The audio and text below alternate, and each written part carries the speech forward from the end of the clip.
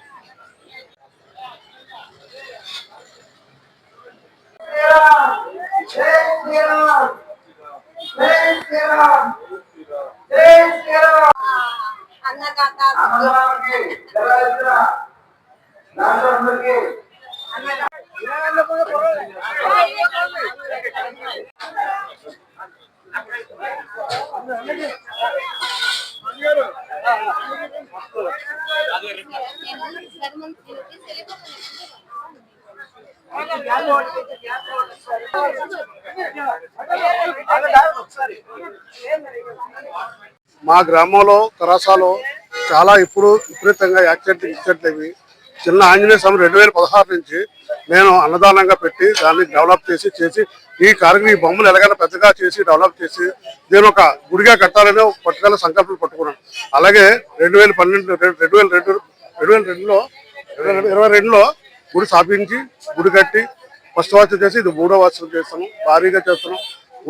ప్రజలందరూ మా కమిటీ ఊరు మొత్తం అందరూ కలిసి సహకారాలతో ఈ గుడిని కట్టి ఈ గుడిని ఇప్పుడు దాకా అభివృద్ధి చేసి ఇంకా అభివృద్ధి చేయాలని కోరుకుంటూ మా కమిటీకి దమ్ము చేసుకుని. నా పేరు అప్పారావు గారు. విపరీతమైన యాక్సిడెంట్లు అవి ఇక్కడ అంటే ఇక్కడ ఏంటంటే అక్కడ రోడ్డు ఇబ్బంది ఉండడం వల్ల విపరీతమైన యాక్సిడెంట్లు అవి 3 మంది ప్రాణాలు పోయాయి. సో అప్పుడు వీళ్ళందరూ ఏం చేస్తారంటే ఇప్పుడున్న టెంపుల్ కమిటీ వాళ్ళందరూ కలిసి చిన్న విగ్రహాన్ని పెట్టారు. ఒకప్పుడు అది ఆ చిన్న విగ్రహాన్ని పెట్టి చిన్న టెంపుల్ కట్టి వాళ్ళు ఎంత పెద్ద టెంపుల్ మీ ముందు ఉంది. ఆ టెంపుల్ పెట్టినప్పటి నుంచి ఆ విగ్రహాన్ని పెట్టినప్పటి నుంచి ఒక యాక్సిడెంట్ కానీ ఒక కీలు కానీ అక్కడ జరగట్లేదు. కరోనాకి ఎంతో శుభం జరుగుతుంది, మంచి జరుగుతుంది, అందరికీ ధైర్యం కూడా వచ్చింది దానివల్ల.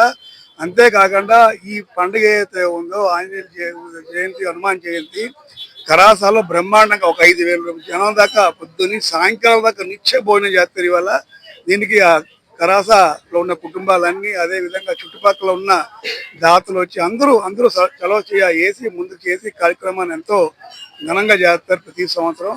అంతేకాకుండా ముఖ్యంగా మనం చెప్పుకోవాలంటే కమిటీ సభ్యులు ఎంతో కష్టపడతారు రాత్రి పగలు దీని గురించి.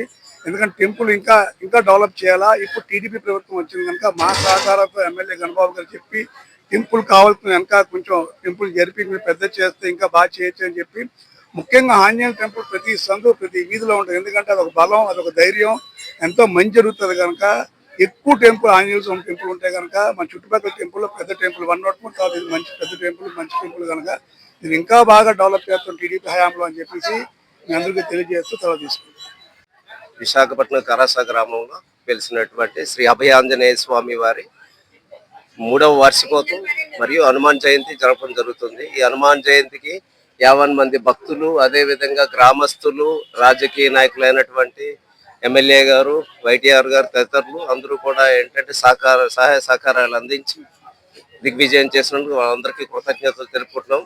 ముఖ్యంగా భక్తులందరూ బాగా సహకరించి కార్యక్రమాలకు అన్నిటికీ స్పందించి దినదినాభివృద్ధి చేస్తున్న వాళ్ళందరికీ అంటే మేము కృతజ్ఞతలు తెలుపుకుంటున్నాం. నా పేరు గురునాథ్ రెడ్డి అండి, శ్రీ అభయ ఆంజనేయ స్వామి కమిటీ సెక్రటరీ.